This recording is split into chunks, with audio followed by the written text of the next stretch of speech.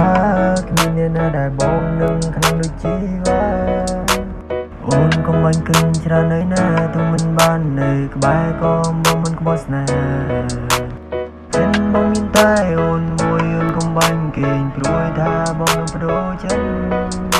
គេងទៅកុំបាញ់ខលក្នុងចិនបងនេះមិនមានគំនិតគិនធ្វើបាបជីវ៉ាចិនបងតែងតែនឹកបងតែងតែគិនគ្រប់វេលាបែរដងបងអបភាពក៏ក្តៅព្រោះមិនបាននៅក្បែរបងងារ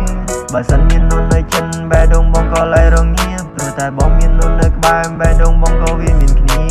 ចិនបងតែងតែនឹកបងតែងលួចគិនពីរួមស្រីបើសិនយើងប្រដៅពីសងសាហើយមកខ្លាចជាប្រពន្ធប្តី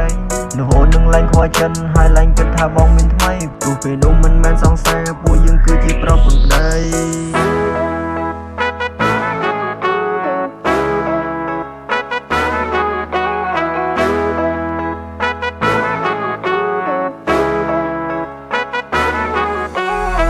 បងតែងតែនឹកបងតែងតែគិតគ្រប់វេលាបែរដងបងអបភាពក៏ក្តៅព្រោះមិនបាននៅក្បែរបងងារបើសិនមាននូននៅចិនបែរដងបងក៏លែរងាព្រោះតែបងមាននូននៅក្បែរបែរដងបងក៏វាមានគ្នាបងចង់ប្រាប់អូនថាគ្មានអ្នកណាដែលបងនឹងខ្លាំងដូចជីវ៉ា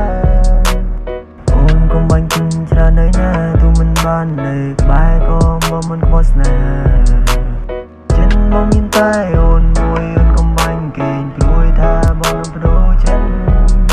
គេងទៅកុំបាញ់ខលក្នុងចិនបងនឹងមិនមានគំនិតគិនធ្វើបាបជីវ៉ា